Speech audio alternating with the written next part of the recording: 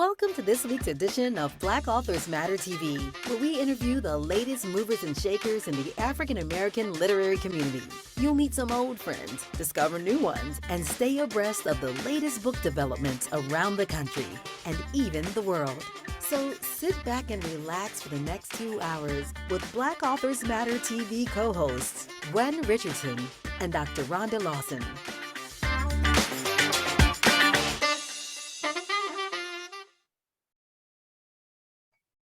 Well, welcome to Black Authors Matter TV. It is the June 14th edition, and we welcome you to the show. I'm Gwen Richardson, your host for tonight, along with my co-host, Dr. Rhonda Lawson, and happy Army birthday to all of the veterans out there and for the active duty soldiers. Okay, it's Flag Day too. Is that the same thing? Well, it's Flag Day and it's the Army's birthday.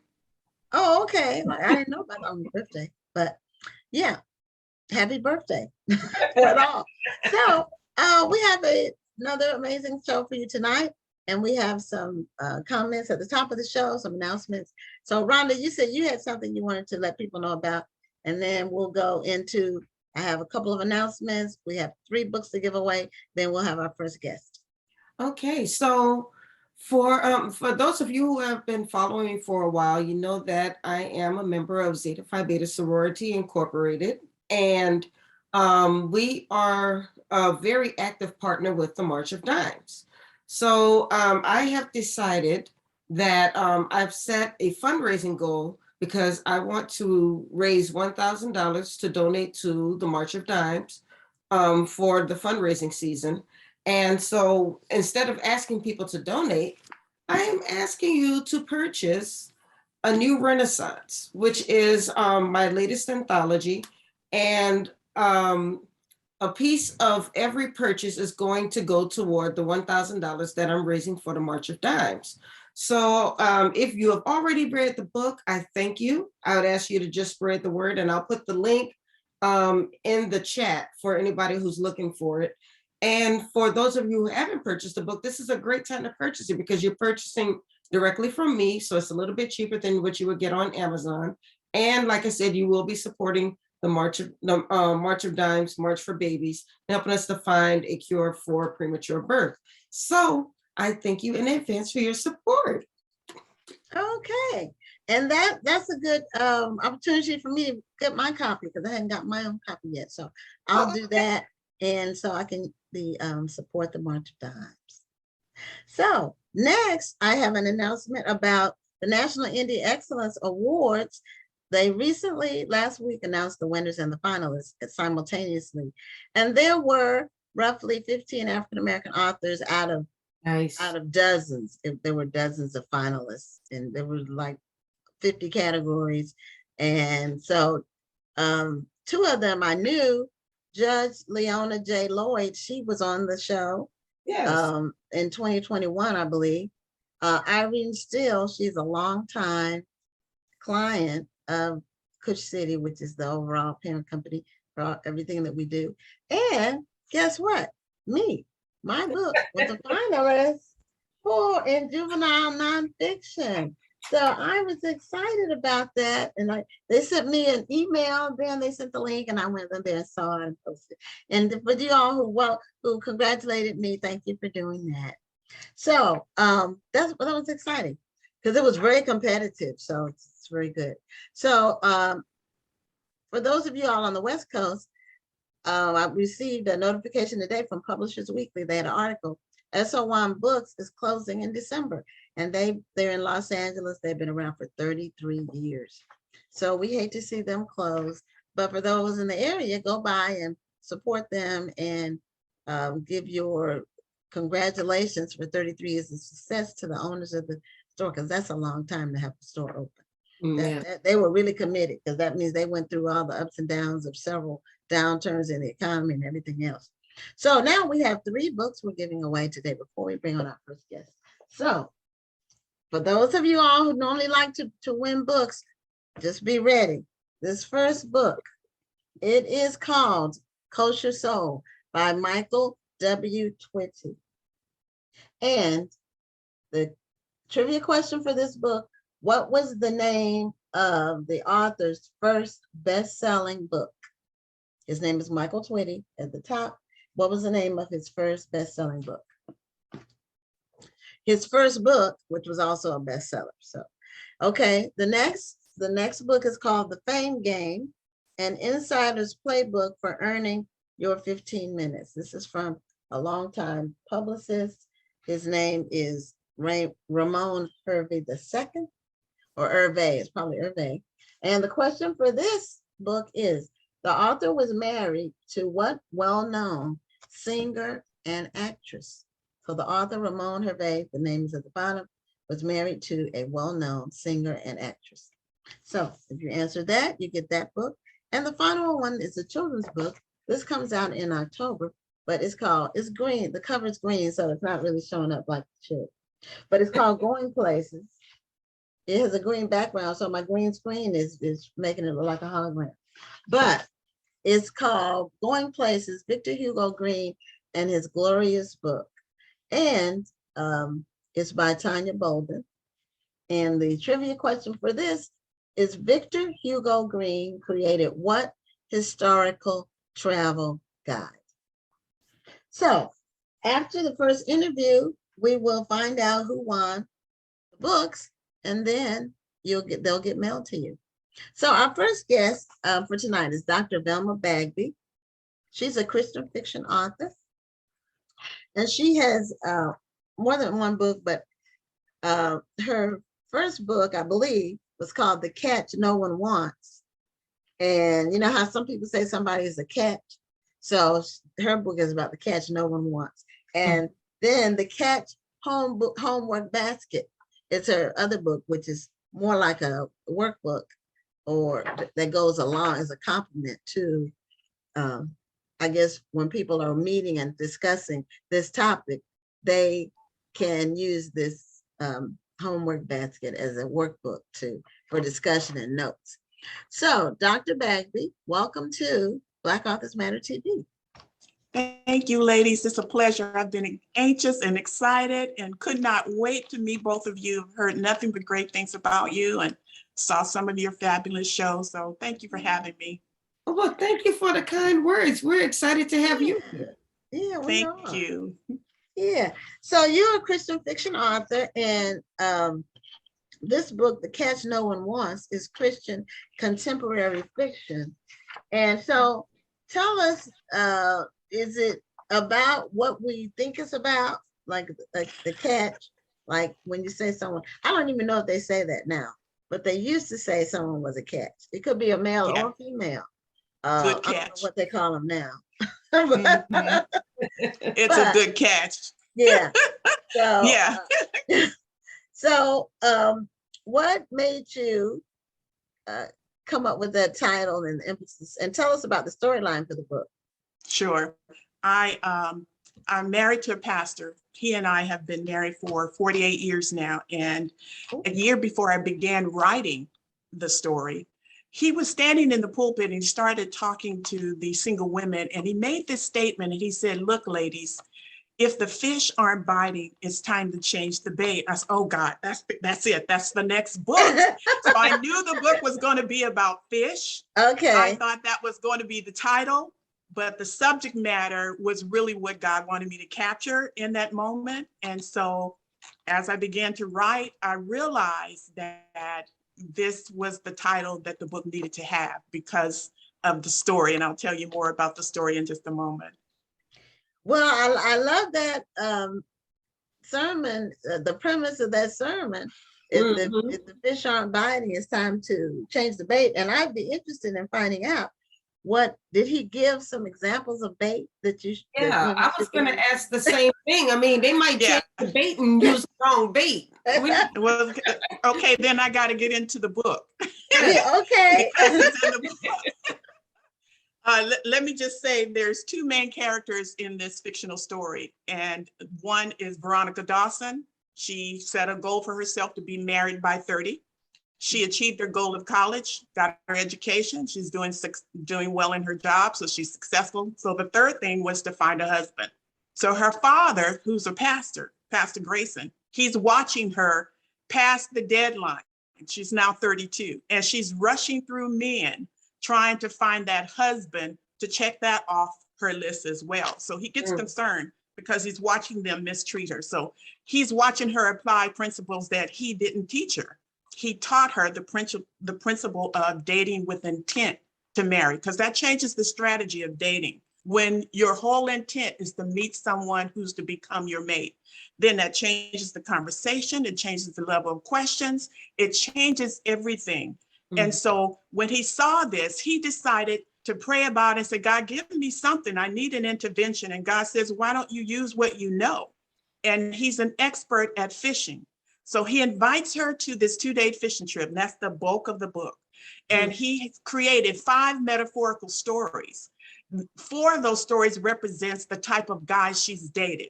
He talks about the story of the catfish who loves garbage. He talks about the sturgeon who likes to nibble. He talks about the salmon who hates to get caught, non-committal. And then he talks about the pufferfish who has these beautiful human-like features, but agitated. And then you got a problem. And so those are 4 of the stories that he uses to help her to see the type of men she's dated. So the 5th story is the catch that no one wants, because what he describes to her and what she should be looking for, she had missed out on all this time, because the man that was standing right in front of her was really her catch. Wow.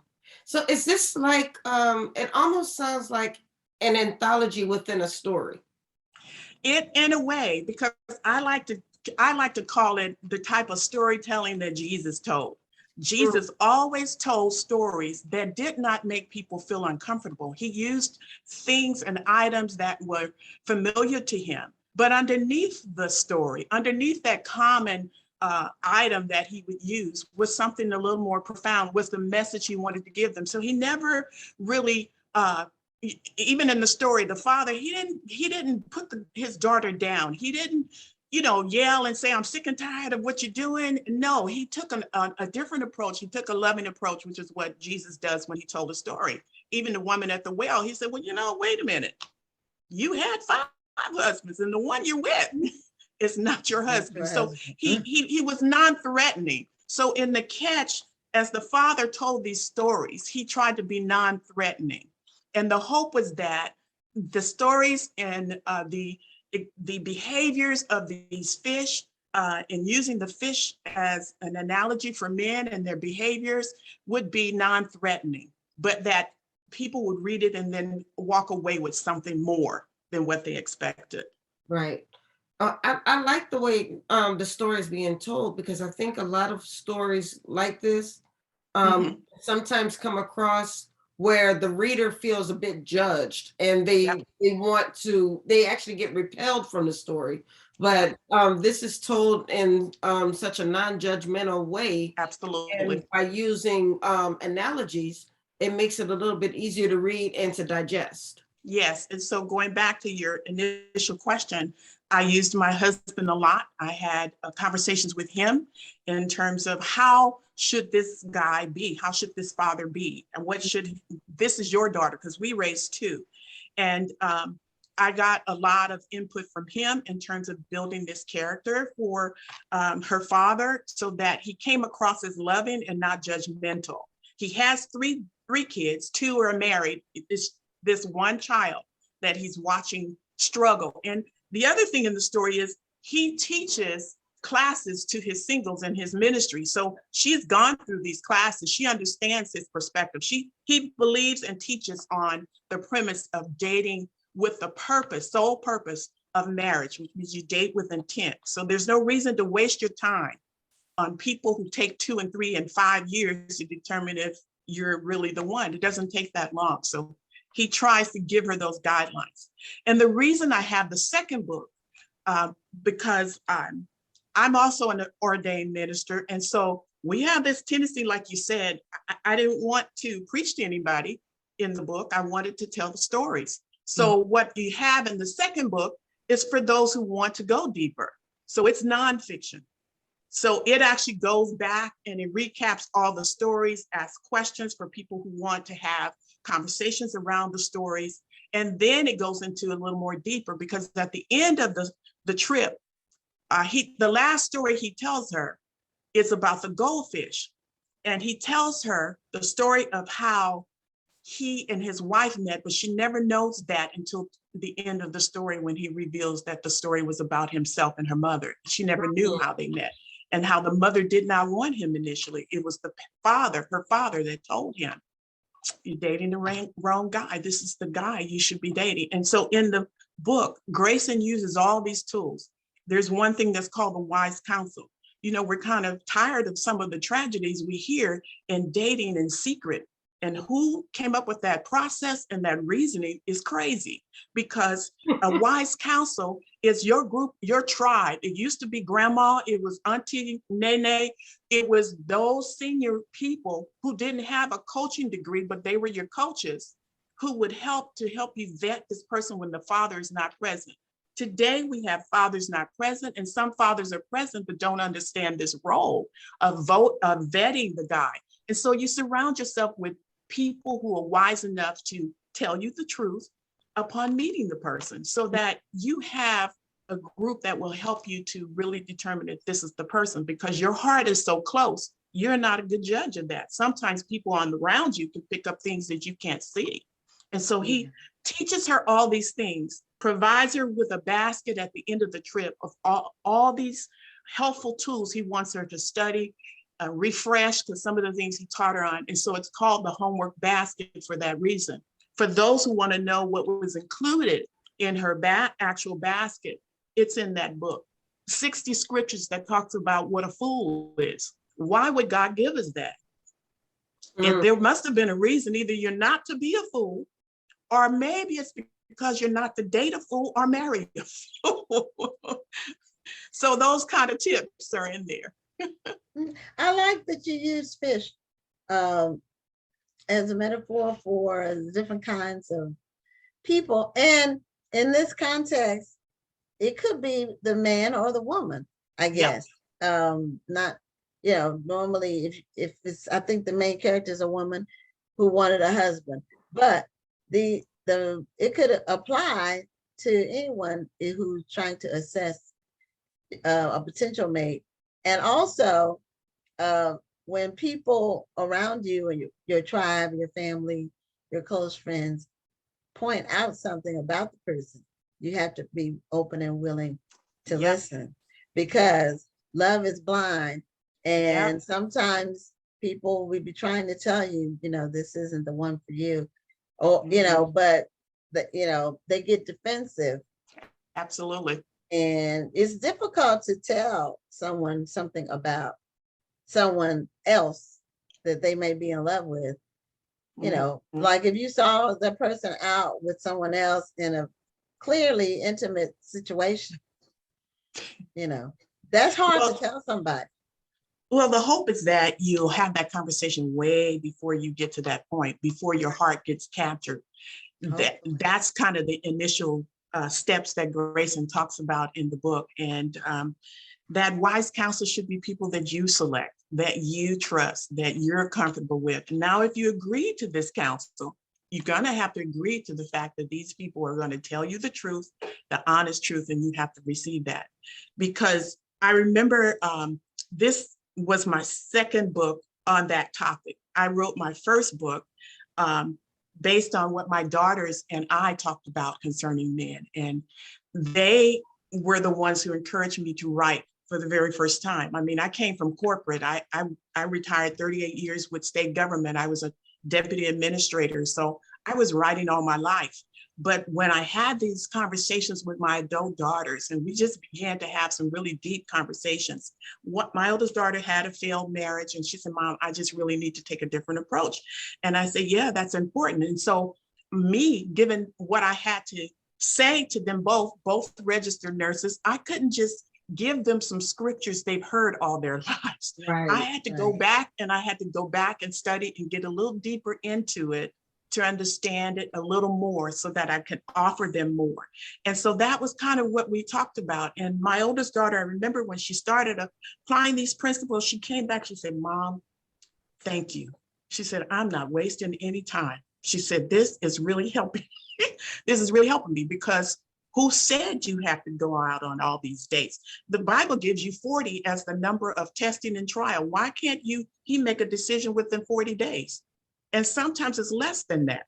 You already know he's not the one. Why are you trying to mold him into becoming the one? And so I think that's what Grayson gives his daughter. He talks about all of this in the book. Okay, that is what you've said is true. I tell women I've been married twice, and in both instances, the first one was very brief and probably should have never happened, but it was a learning, it was a lesson. See? I learned a lot from that. But in both instances, he knew it was months. It was 2 months, within 2 months. And with my current husband, who's the real one, that we've been married 30 years, he asked me to marry him on the very first date.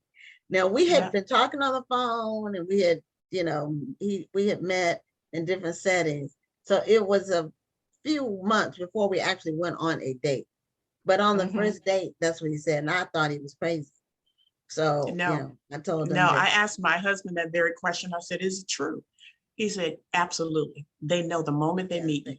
They know. He said they may not declare it right away. Your husband was unique. And so he did.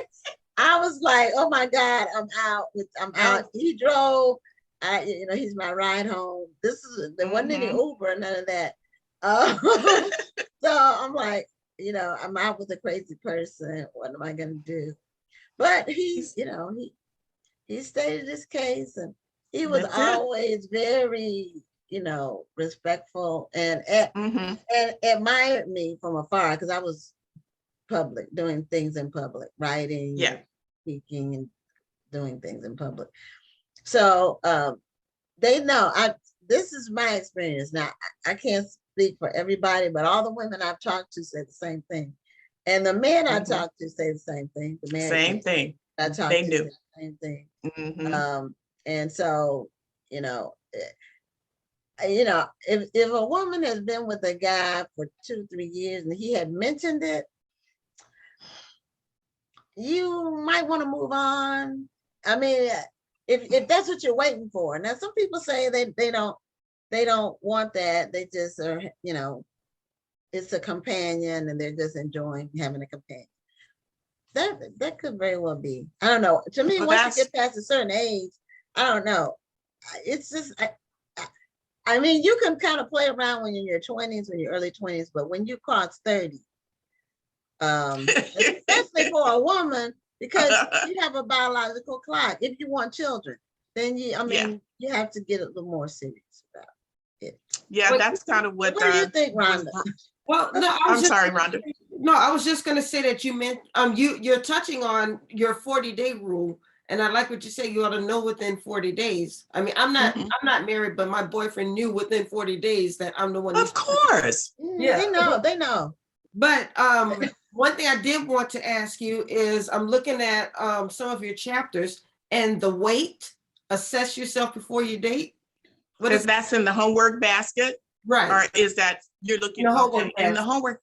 Yeah, in the homework basket, it goes into, like, again, these are all the tools that were placed in her basket that Grayson said, take a break, spend some time on yourself. And that's also the message in the book. Yes, you want a husband, but have you prepared yourself? And that was a question I asked my own daughters. And they both said no. I said, if he walked into your life right now, are you even ready? And they both said no. Then spend your time accomplishing what you have set out to do in your own life. And then also start working on yourself. And so in the wait, it talks about the importance of allowing him to find you. There are some stories, and it's coming, and Gwen touched on my next book, The Women Who Tear Down the House. That's coming. I like that. That's coming. And so it talks about the importance of allowing him to find you. In my 30 years of providing pre-marriage counseling and marriage counseling with my husband, providing counseling to couples, a lot of what I saw came to the surface, and I wanted to touch upon in this book. There were problems in pre-marriage counseling we knew that said these two are not the right ones for each other. But it wasn't our job. And yet couples come expecting you to fix the problem, resolve the problem, or give them a tool to rectify it so that they can move on. And you're sitting there going, how can I do that? This is not even right in the first place. And so in the wait, I've seen where women will try to fix the guy up to make him husband-like material. Right. When he's not a husband, he's what I call the salmon. The salmon hates getting caught. He's going to fight that fish line no matter what kind of line you use. He's not going to commit. He's non-committal, period. And he makes it very clear. Even with kids come along while you guys are together, he still made it very clear. He is not committing to you. And so by letting him find you, you're not taking away, and I heard you guys talk about a woman's power at one point, but you're not taking away the power that the man has to make that decision for you. So it was good. Gwen's husband made it clear in the very beginning because he was letting her know, this is my decision. I want you. And so when you learn to wait, and I find that a lot of women, they're not waiting. They go after. Well, because I think what we do is we look at the wedding as the goal. We don't think about the marriage that has to come after it. Yeah. Right. Right. A wedding is a one-day event. That's what it is. Yes. And no, it's very costly, and it's more for the other people. Although I think weddings are great. I'm not. My first marriage, I had a big wedding. My dad was a pastor. It was at the church, a home church. Everybody out. We got lots of gifts. It was a huge. I think there were 18 people in the wedding party. It was big. It was big. It was a disaster from day one. Wow. That's the easiest part, isn't it? Yeah, I mean, and then when my husband and I got married, we just went to the justice of the peace because we were both second marriage, and we knew we wanted to be married, and we didn't want to spend the money on the wedding. We just got married, and that's right. Got together, and he had his sons, so we had to, make that work. His sons were 10 and 12 when we got married, and he had custody of them. So I became a stepmother from day one, and awesome. That was challenging. I tell people that I've raised other people's children. I raised one of my own. Raising your own is a lot easier because you're raising them from day one, and you can raise them up in and you don't get the resistance. But now they're grown men, and they appreciate. I was going to say I did. Because I was old school, I don't believe in, children are going to be running any house I live in. That's it. Well, unfortunately, it is now 8:29. 8:29 on the East Coast, 7:29. The time went by fast. I did have one yes. I wanted you to go over real quickly the 5 types of fish. I know the catfish was loves garbage. Loves garbage. Okay. The salmon hates to get caught. Okay. And the sturgeon likes to nibble. Okay. Okay. Nibble and go. And, okay. And the pufferfish, beautiful human-like face, but don't agitate him. So anger issues. Oh, the goldfish is the catch. And that's the one that a lot of people would overlook, but that's what can happen. Yeah. Well, thank you, ladies. This was by fast. Let everybody know how they can get your books and how they can reach you on social media or online. Social media, I'm on all the platforms, but my website is drvelma.com. My books are all on Amazon, Barnes & Nobles. I've seen it at Walmart, Kobo, it's on Apple. So any of the online sites. I'm also on Riches in Reading. She's carrying my book as well. The online books, Black online bookstore. So just any of those online platforms, you should be able to get it. And I'm on all social media as Dr. Velma. Okay, well, you gave us a different take on just relationships, a courtship, marriage, you really gave us a fresh word, I'll say. Thank you. So thank It you was so good. much for being a guest on Black Authors Matter TV. Thank you, ladies, for having me. And thank you for being here. You have a wonderful evening. You too. Thank you. Bye. Yeah.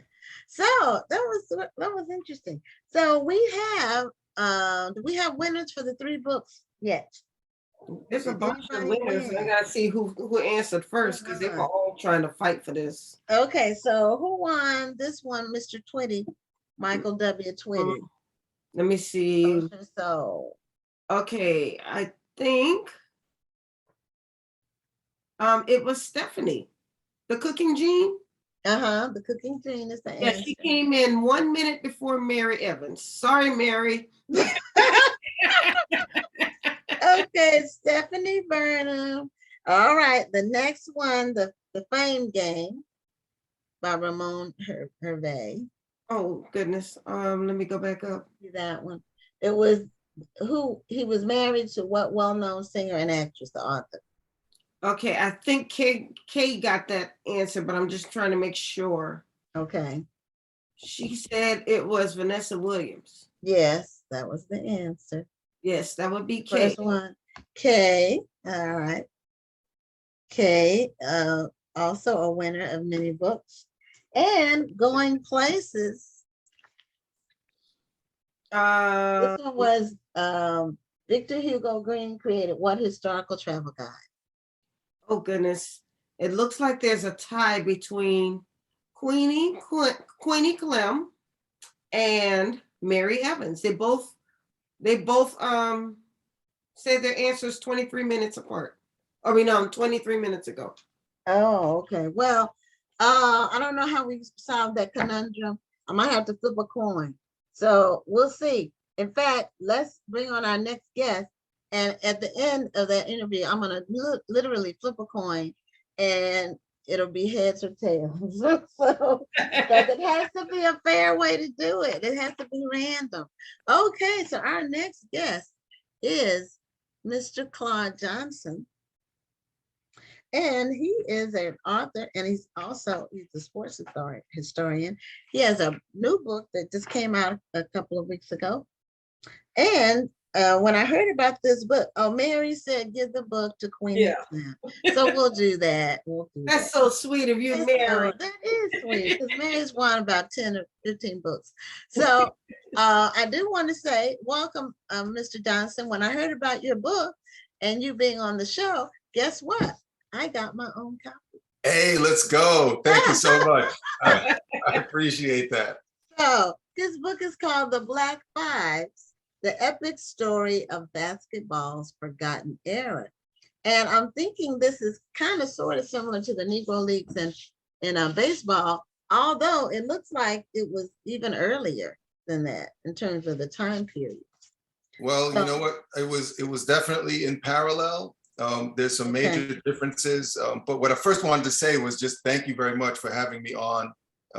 It's an honor, and I appreciate being in the same group with your distinguished guest authors as well. So thank you. Oh, thank you. Well, it's an honor for us to have you on the show, and we appreciate you taking the time to talk to us tonight. And I appreciate the T-shirt also as well. I've been wearing it. T-shirt. Oh, okay. Yeah. Yeah, exactly. Thank you for that. Okay, wonderful. Okay. Well, tell us a little bit about why you, and this is a very hefty book. I want to say it's 400 or 500 pages. Well, it's a lot of footnotes. So it's about 400 of content. And then, the print is fairly small. So, I mean, as books go, because I read a lot of books. And so there's lots of information in here. That's what that means. Yeah, it's dense. It weighs 28 ounces. And so that's heavier than a regulation basketball. But part of it is because it has 85 photos that are, glossy color photos in there. So there's a couple of different inserts and those add to the weight. But also it's a lot of information. And honestly, it's really just the tip of the iceberg. There's so much history there. My editor kept telling me, we got to cut it down. We got to cut it down. And there are a lot of footnotes as well, because, it's a narrative nonfiction, but that's because I was just trying to give humanity to these, humanize these pioneers. Usually when we look at sports history, we look at, these are the stats and they won this many games and these are the years when they had championships and this is how they compare to Stephen Curry or whatever. But you never really get to know, well, who are these people? Who was their mama? Who was their daddy? Where'd they come from? What decisions were they making? What was happening during their time, in their neighborhood, or even, in their city or where they were from. So the way I start the book actually is with this pioneer named Will Anthony Madden. And I start with him because I start with a description of his unmarked grave and what that's like, and how he got there, how a person with an unmarked grave gets into an unmarked grave.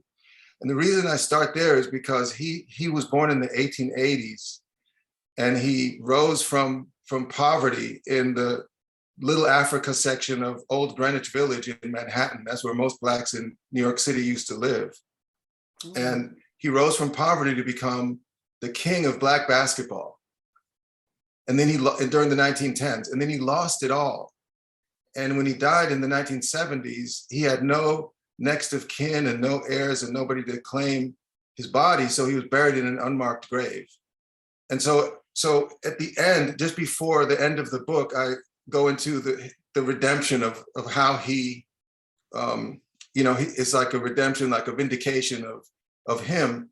And we just ordered a proper tombstone for Mr. Madden with a proper epitaph, because he's really a candidate, should be recognized by the Basketball Hall of Fame for what he did. But what I also do is I say, all this history was also buried in an unmarked grave. And now this book hopefully unburies some of that history. And so the book itself is like the proper tombstone in a way, even though it's just a small part of all the things that happened. So somebody said, no, I was just saying so many questions. I mean, I wanted to ask you how you came to be interested in this story. I wanted to know how you were able to find this unmarked grave, and what are we doing now to lobby to get him into the Basketball Hall of Fame? Yeah, so this all started because I was working at the NBA, and it was in 1996, and they came out with a book called the NBA Encyclopedia of Basketball, and it was an 800-page book, but only 3 pages were devoted to earlier Black teams. But I knew there were more because Arthur Ashe wrote this book called A Hard Road to Glory, which was about the journey of the African-American athlete, and he mentioned some team names in there, and I was like, wait, how come we don't know about these team names, and how come nobody else knows? The Hall of Fame didn't know, the Library of Congress didn't know. So I started on this journey of just understanding, how do people even do research? You have to go to a library. So I was going into the Schomburg, in Harlem, in the basement with the microfilm and learning how to roll through it. This was before digitized, Right. newspapers. And I just kept going and eventually this started like 20 years ago. Sometimes I had to put it on the shelf because I have three sons, and so picked it back up again when I got a book deal, and that made it more serious, and so now I was like finishing this up, and the reason why I'm doing this at all is because I have kind of a compassion for giving voice to the voiceless. I feel empathy for that, and they remind me of my grandparents, who moved from Louisiana to Chicago, and they left behind land, and they were sharecroppers, and we used to go visit them when I was a kid, and I just got this feeling of like nobody's telling their story, and so that's kind of how I got to this. Wow. Well, you spent a lot of time on the research, and it shows just in the content of the book, and just Thank you. the heft of it all. And I wondered, with the Basketball Hall of Fame, how far back does the Basketball Hall of Fame go? Like, what year does it start? Well, they were organized in I want to say the early 60s or maybe the late 50s, but they'll enshrine anyone that goes back to the beginning of Black basketball. For example, they did enshrine a man named Edwin Bancroft Henderson, who's known as the grandfather of Black basketball. And so I tell his story. The reason why is because he's credited with introducing basketball on a wide scale organized basis to Black people for the first time. So, and he was in DC. So the book focuses on DC, Pittsburgh, Chicago, and New York City, which includes Brooklyn and Harlem and Manhattan, and how really the genesis of how African-American basketball emerged in those Black communities. Not just that suddenly there were these teams, but exactly how did they come about? What were the causes in the circumstances around society and culture and the country and everything that was happening? And so that's why I focus on these pioneers who were in those different cities by talking about like who actually were they, and so that hopefully by the end of the book you know how they think a little bit. Right. Now the Black Fives, what does that mean? What are the five what? Teams, people? It was actually 5 players on a team. So okay, right, Yeah. okay. On so the they used court. they used to call them Negro quintets and colored fives and everything. So I was like, okay, how about Black Fives? The Negro Quintet. I tell you what, we've been called a lot of different things over the years. Right. I just, it's amazing.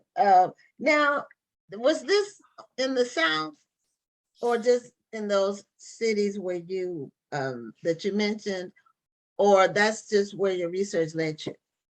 Well, it started in the Northeast and in those 4 cities primarily, but there were other cities too where the game spread to Cleveland and Detroit and Akron and Baltimore, Harrisburg, Philly, and then eventually out west, right? So Milwaukee and California and also into the South, Atlanta and so on. But it really started, and the best teams for a while were from the Northeast and the Midwest.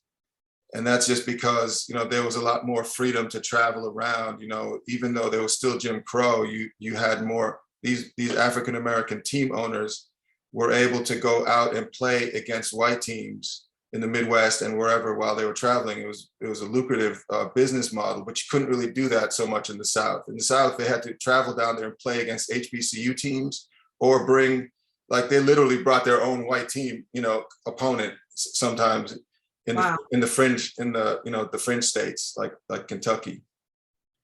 Wow. Yeah. Bringing their own. Okay. It sounds crazy, but when you think about it, right? So during the Great Depression, during the middle of Jim Crow, there's an all-Black team from Harlem traveling to an all-white state like Wisconsin, to an all-white town like Oshkosh, playing an all-white all-star team, beating that team, leaving safely, getting invited back again and again and again, because it's a business model for everyone, right? Because they're splitting the gate receipts and they are bringing in, patrons from miles around that spend money in the hotels and the bars and the saloons and the restaurants and the merchants, and probably there's gambling on the side. And, then so it was a big deal when an African-American team came to town. Wow. Yeah. This whole thing, you don't really hear about this. You hear a lot about the Negro League baseball teams, and we have for years. Then the Harlem Globetrotters is sort of like the team that's been around a long time that a lot of people hear about, but you really don't hear about these the Black Fives. Yeah. You know why that is? Well, part of it is they get lost. You know what? The part of it is because they were thriving before the NBA. And when the NBA was formed in 1949, by the merger of those 2 leagues, the Basketball Association of America and the National Basketball League, there was really no reason for them to look back. And then they only signed really 2 players that had ever played in that environment. They signed 3 Black players, but really only 2 of them played with some of these barnstorming teams. And then also right at that exact same time, the Globetrotters went in a different direction, more towards entertainment and comedy and touring into Europe and Asia, and they left the scene. And then also HBCUs started attracting a lot of the Black basketball talent because they were starting to develop their own conferences by then. And so there was really no reason to look back. And because of that, it just kind of got swept under the rug until some Black journalists, and especially a man named Howie Evans, who worked for the Amsterdam News in the 1960s, started to uncover a little bit of this history and began to advocate for the enshrinement of some of the best players in the Hall of Fame. This is back in the 1960s. Okay. And so they slowly, due to his effort, started to become inducted, and there's still more to go even now. Wow. So now I know the book was just recently released, about a month ago. Less than Not even a month. Not even a month. May 24th. Yeah. So what are your goals with this book? What do you want to see happen with this story? Well, I want people to first of all read this. It's a human interest story. It's uncovering a lost history, and it should be inspirational, and it should also be educational about our lost history, because it's not just basketball. There's a lot of other history that's packed in there. I describe it like we're on a basketball train, but if you look out the window at the scenery, that's Black history going by. So I go down some of those side streets, to talk about some of the context of why people. So for example, like we can't talk about basketball in New York City unless we talk about that it came out of because it was overcrowded. Well, then you have to say, well, why was it overcrowded? Because there were people leaving the South and, the Great Migration. Then you have to say, okay, well, why was that? Right. So you got to get into it. We get into it. So, that's what I want people to get out of it.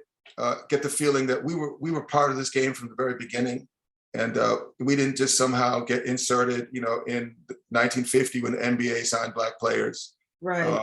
It's our game. We're responsible for the, for the caretaking of the game as well as anybody else. So that's what I want people to get out of it, and just keep the conversation going and start new conversations and have people just see themselves in some part of this book.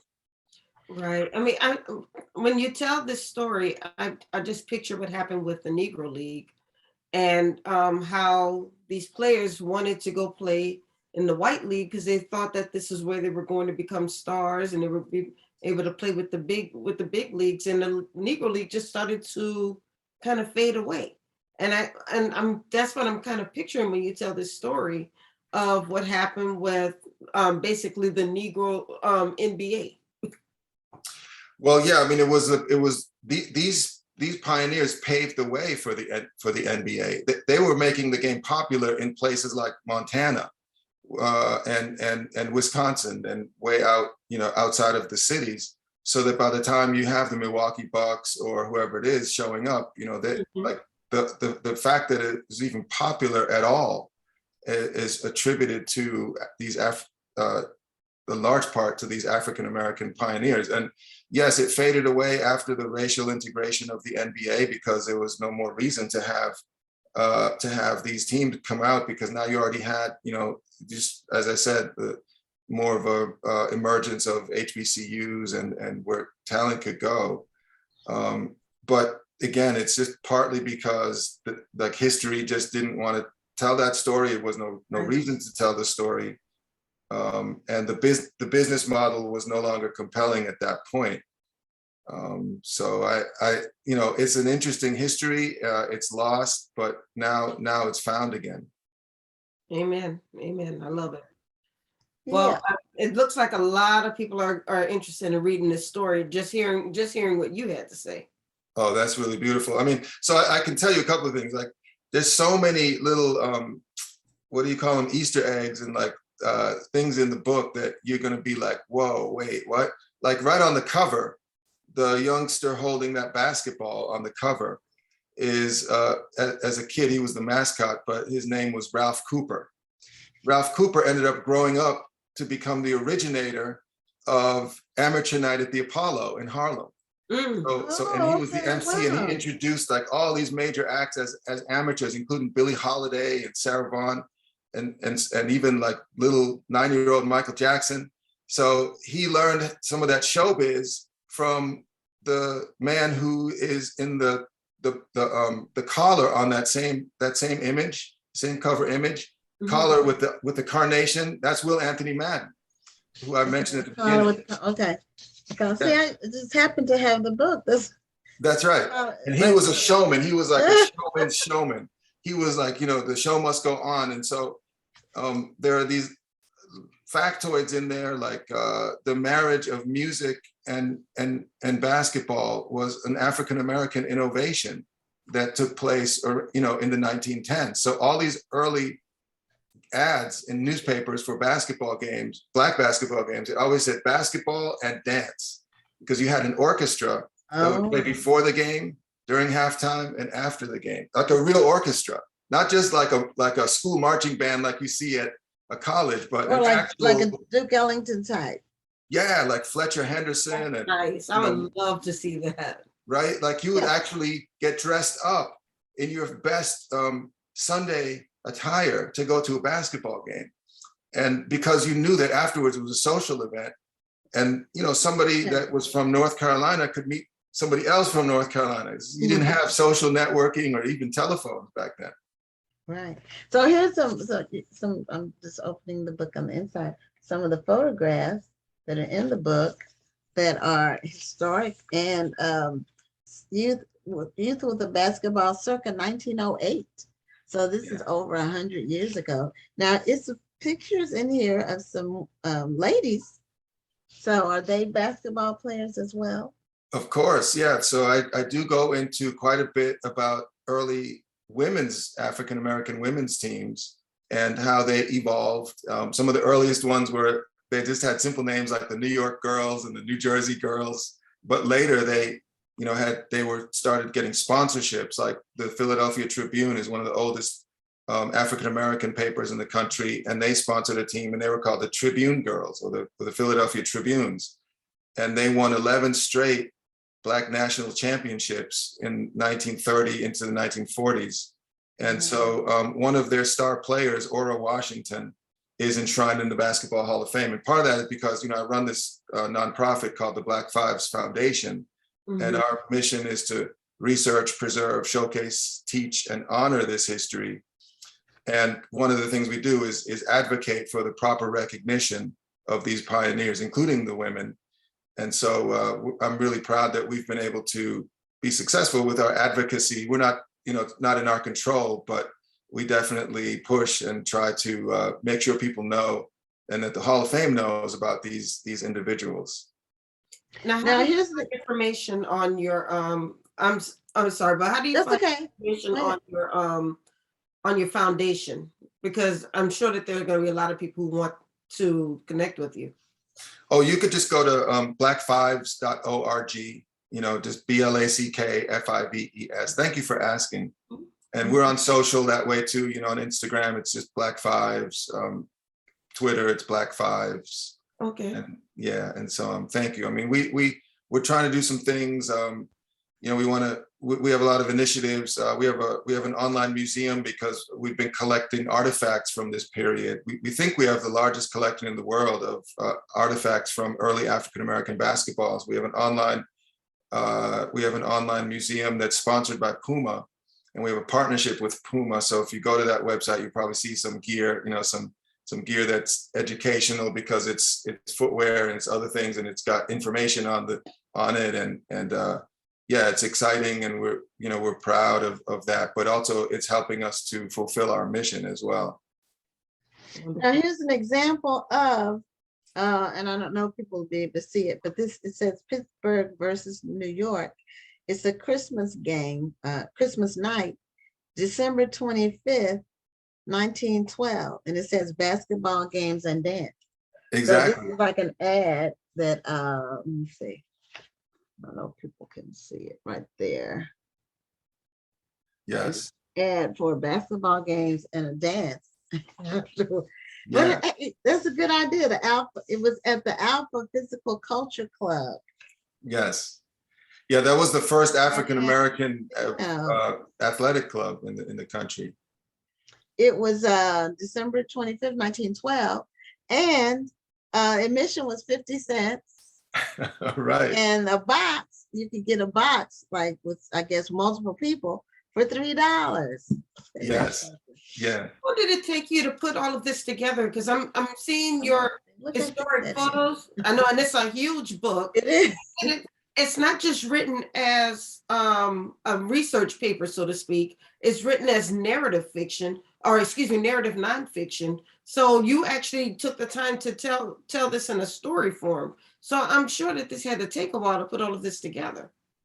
Ooh, yeah. I mean, I started it more than 20 years ago, and then I had to put it on the shelf a couple of times, because I have three sons. They're student athletes, and they're now 22, 21, and 17, and so there's still a handful. But about 5 years ago, I got called from a person that wanted to represent me as an agent, and then we put together a proposal and looked around, and Abrams was the one that came through.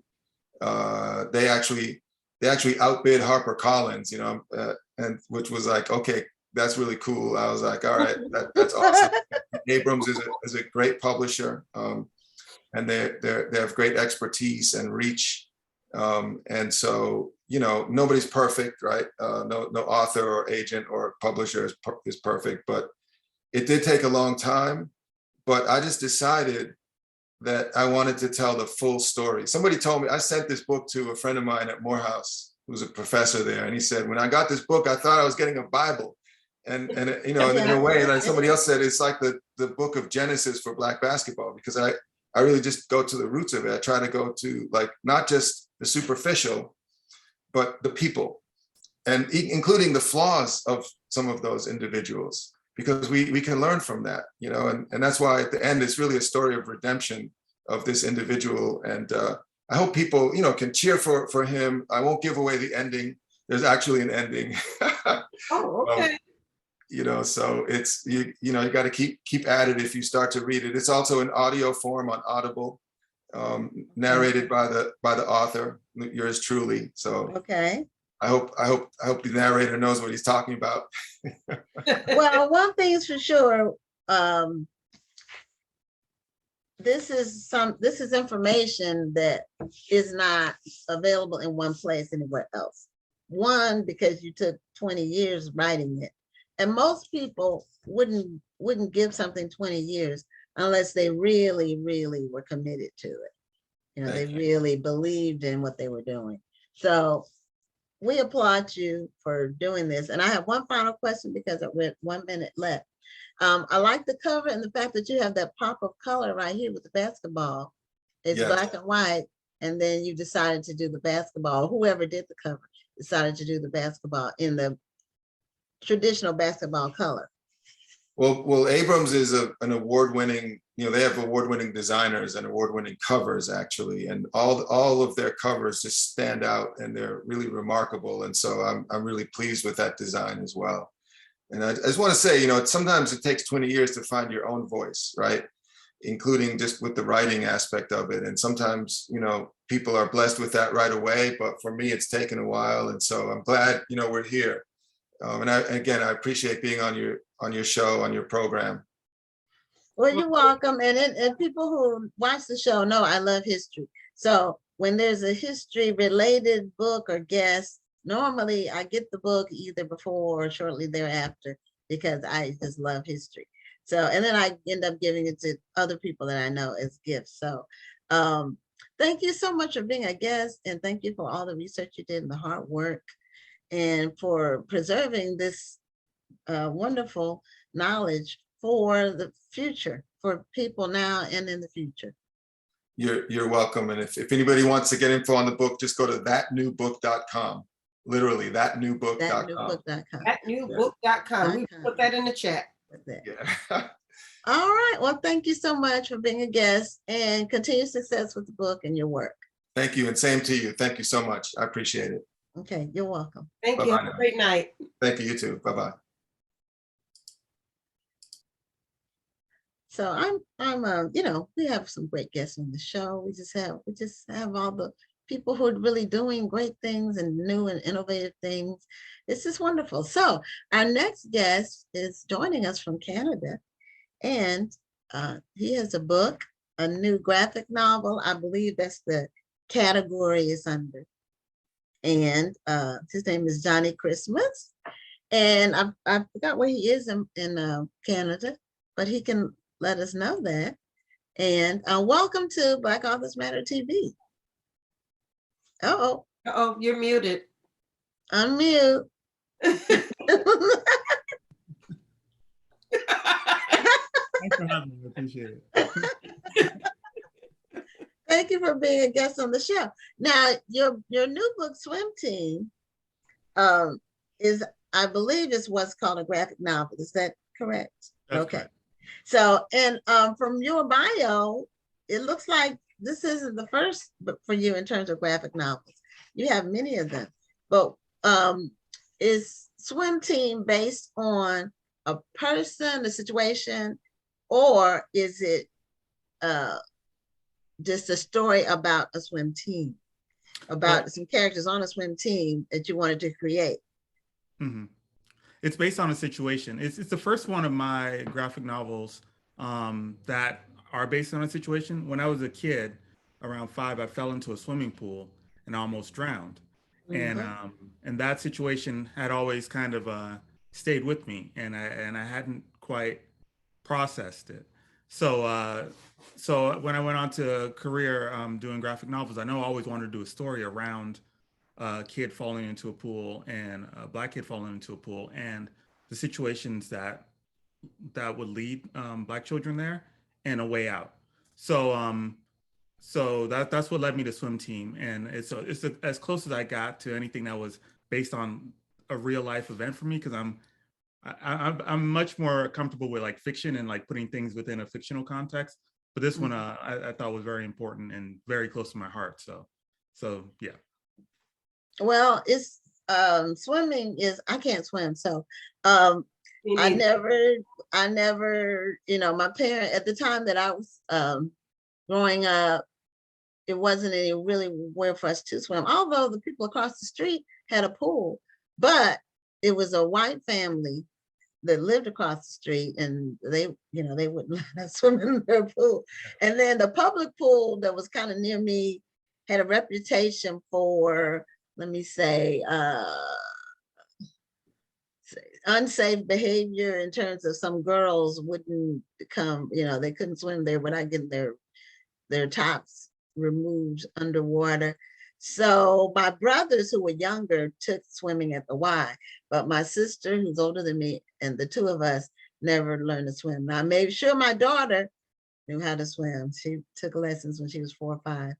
But you know, that was the case. And for many, many, many years, the opportunities to swim in public places were limited for Black people. And so we just recently started showing up in the Olympics in the swimming categories. In the last 8, 10 years, 12 years, maybe. So that's new, but we have some swimmers now. Yeah, for sure.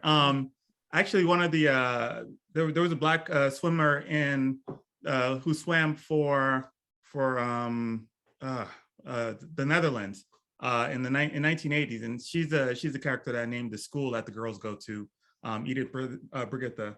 But yeah, she was the first Black woman to win I think she got like a silver or a bronze medal in the Olympics then. But yeah, American swimmers, yeah, it's been a while, but yeah, we're finally here at in the Olympics. Oh, But see, yeah, I didn't know about the woman from the Netherlands in 1980. Of course, I didn't think I don't know if I even watched the Olympics that year. I couldn't say, yeah, but I didn't know about that. Yeah, I think she was born in Curacao, and then like family went to like. A lot of people don't realize that there's a pretty large population of Black people in the Netherlands, and Belgium as well, actually. Yeah. So did they come from the Caribbean? The people who Yeah, were, yeah. I think her family came from the Caribbean, and then I don't recall how she ended up over there. I don't know if it was like her greater opportunities in swimming. I don't know if like the swimming came first and that was what opened the door to go, or if there was other familial things. But I do know that's the case. And I now wanted you to, live in Vancouver now. yeah. Are that's you correct. Canadian? I mean, like you. A permanent resident, not a citizen yet. I'm still an American. Oh, okay, Yeah, okay. I but didn't know. I'm looking at doing dual citizenship. Okay, well, I'll show the cover of the book again for the audience so they can see what it looks like. We actually had an advanced reading copy of the book that we gave away a month or so ago. One of our viewers, HarperCollins provides us with advanced reading copies of books because we have a lot of HarperCollins authors on the show. And we'll ask a trivia question to give the books away about the book itself, about the storyline of the book or the author. And I think we asked, and I'm going from memory, but I think the main character in the book is called Bree. That's correct. Okay, I remember. And it was something about Bree that was part of the trivia question for when we gave the book away. I forgot what the trivia question was. I just remembered that the main character's name was Bree. But yeah, So, no, go please, ahead. No, go ahead. no, I was going to say that the situation that you had growing up as a youngster was pretty close to the situation that I had and a lot of other young Black kids have. And that's kind of what I wanted to have in the book, where like in my neighborhood as a kid in Miami growing up, I couldn't tell you where the pool was, like if there was a public pool anywhere near. And that was from when public pools were in major cities. And then when white flight happened, those pools either shut down or they became under-resourced, and a lot of swimming pools became private, much like the swimming pool across the way from you, where instead of there being a large public facility, a lot of people started putting resources into private pools and limited our access and further limited our access to swimming pools. And that creates a situation where like a lot of us don't have that early access to swimming, and Right. Well, I think it becomes generational. I mean, for instance, I can't swim. I didn't purposely not teach my daughter how to swim, but I didn't go to the pool very much, so she doesn't go to the pool very much. So, it becomes generational. If my mom didn't have access to the pool, that's not a big deal to her to make sure that I got to go to the pool. And then when we did go to the pool, we went, but we didn't swim. We went, we put our feet in the In water. the water, yeah. We may have played on the shallow side, but we never really learned how to swim. So I'm very glad that there's a bigger push for more African Americans to learn to swim. I think you may remember the really sad story years ago where three people in a family died trying to save each other, but nobody could swim. So one was drowning and somebody tried to jump in to save them, but they couldn't swim. Somebody else tried to jump in and all three of them drowned because none of them knew how to swim. And I think once that happened, that's when there was a bigger push that, African Americans need to learn how to swim. Because of situations like this, we can't just stay away from the water and continue to be afraid of the water. Yeah, and I put it down to access, because I think of like when we learned to walk, for example. We only remember when we learned to walk because we had so much access to walk. Right. So if you much like your experience was much like mine. So we went to the beach like in Miami or the pool like very rarely. So it wasn't like we had daily access to it where it just became a mechanical thing like walking.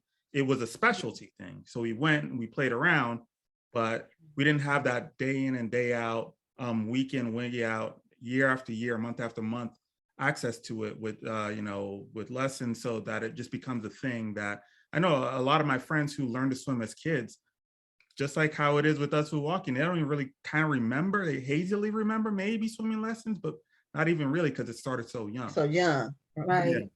Yeah, that's I grew up in Newport News, Virginia, which is a peninsula. And so it's surrounded on three sides by water. So there's water everywhere. We would go to the beach and put our feet in, but I had a classmate, I was either 6th or 7th grade, that drowned in the water, fell in and couldn't swim and drowned when I was in 6th or 7th grade.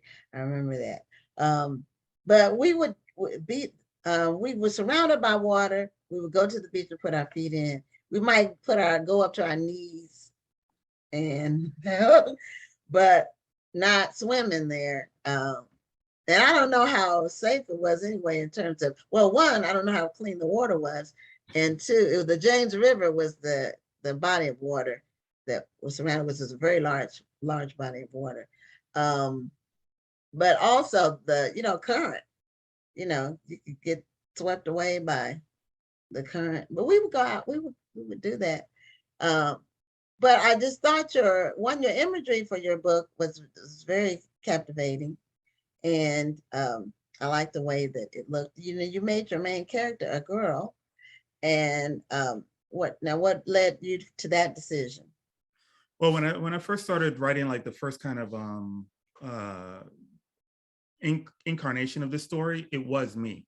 But then as I started doing I did like a different version of it. I did different versions in different like settings. And I had one that was set like at this school where I created Bree for that scenario. And in that story, Bree already was like a great swimmer.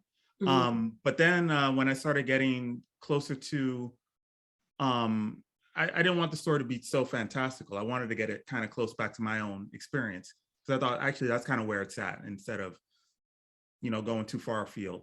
But by that time, I really liked the character of Bree already. Like she was super smart, super determined, like very headstrong. And I was thinking about the story and I thought, well, what if this character didn't know how to swim? Like with her, like, determination, that'd be kind of a really perfect character that would set up a situation where a kid not only goes from not learning how to swim to learn to swim, but actually even joins a swim team. You know what I mean? Like takes it that step further. So that's kind of where Bree as a character, as a lead character for the book came along, because she was just so compelling from all the other scenarios that I was coming up with her in that one. So I just kind of made it as hard as possible for her and then saw where it went from there. I like that. Made it hard as possible. So show us a little bit of the inside of the book and explain to the audience that doesn't know that much like me about graphic novels. Well, actually, that was one of the questions that I wanted to touch on, is for people who don't understand graphic novels, what is the biggest difference between a graphic novel and just your comic book? Basically, for people inside the industry, we kind of think of it as the same thing. Basically, a graphic novel is just a long comic book. It has a nice spine that you can put on a bookshelf, basically. But in terms of the making of, it's pretty much the same thing. You got words and images coming together in a way that it's a very interesting form, because unlike music or TV or something like that, it doesn't exist in time, so you can read it at your own pace. You can read it forward and backward. You can skip ahead, like with most books, which I always thought was kind of fascinating about the book. It's just such an interesting form. But yeah, with the swim team, I wanted to get across the lesson. I have this jigsaw puzzle type motif where I wanted to use that as a metaphor for Black swimming culture, right? So so Bree was asking, well, because Miss Etta, her neighbor, says to Bree, like, Black people have always swam. She was like, well, why? Bree says, well, why can't I swim or any of my friends swim? And she was like, well, from modern Africa to ancient Africa, like Black people always swam. But when you start putting in these laws of segregation and whatnot to break up our swimming culture, you start pulling pieces out of the jigsaw puzzle, out of that interconnectivity that, like you were saying earlier, Rhonda, about the parents who don't know how to swim are less likely to have children who know how to swim, and that's the way of like pulling it apart. So if you break the chain, it makes it a lot harder for it to be put back together again. So that's kind of what I wanted to do with Swim Team and have that little bit of history in there, so that when we get back to Bree's situation and it feels daunting, that it really does feel like it does for a kid. Like it's this immense undertaking that you got to start from scratch, but with safe instruction, access, and determination, it can be done. A lot of times in rural areas, that's what my husband grew up in, a very rural area. He learned how to swim. He said somebody threw him in and it was like they were there. It was like a dare, and they were expected to figure it out. The water wasn't super deep, but you could have drowned in it. But they were surrounded by creeks and lakes and, smaller bodies of water. Well, I've heard of a lot of people learning to swim that way, where a parent or an uncle or somebody just threw them in the water and said, okay, now figure out how to get out. And that was the way they learned how to swim. I don't know if that's the best way to do it, but that did happen. I don't know either, but I mean, it gives it a sense of urgency, that's for sure. Yeah. But it's not like riding a bicycle. I learned to ride a bicycle on a dare but see, I can't drown if you just on a bicycle, you just fall off. You might break your knee or whatever, but you survive. But that was how he learned, and he said that was basically how they all learned. They just jumped in and went for it. And when you don't really know about danger when you're younger too. You just not as aware of danger when you're a kid. Everything's kind of an adventure.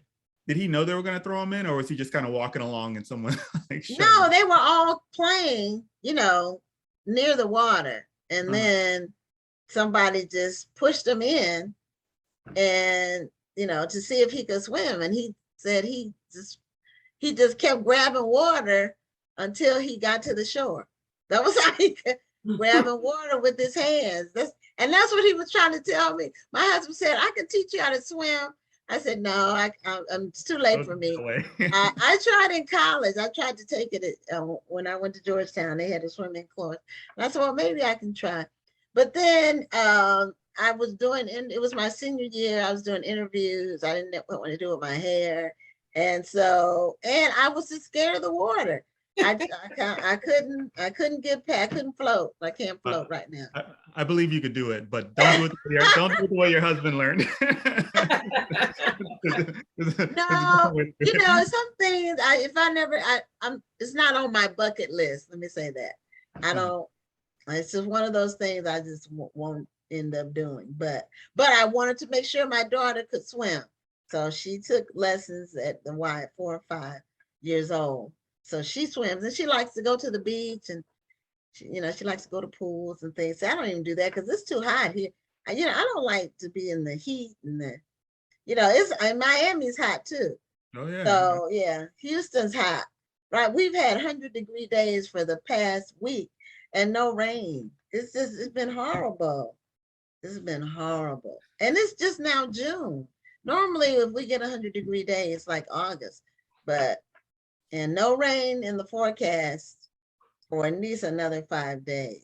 Oh, we should give you some of this rain we got here in Vancouver. It's the middle of June. It's cool there. It's cool. What's the temperature? What's the temperature where you are? Okay, I'll tell you. Like the daytime high, like the high in the daytime. Daytime high. All right. Well, I've got 18 in Celsius. What is that in Fahrenheit? I've been here so long. I'm starting to. I don't know. The only thing I know is 100 is boiling in Celsius and 0 is freezing. Isn't that right? Is that right? That's all I remember. 63 degrees, but overcast. Okay, so that's our winter temperature here in Houston. 63. That's a winter day. Daytime, then at night it'll be the high 40s. Right on. So, what are some of your other? You've been doing a lot of graphic novels. What subject matter do you cover in your? Is there a theme, or how do you decide what you're going to write about, or what you're going to? And do you do the drawing and the content? Do you do both? Yeah, I do both, but depending on the project, sometimes when I first got into the industry, I got in as an artist.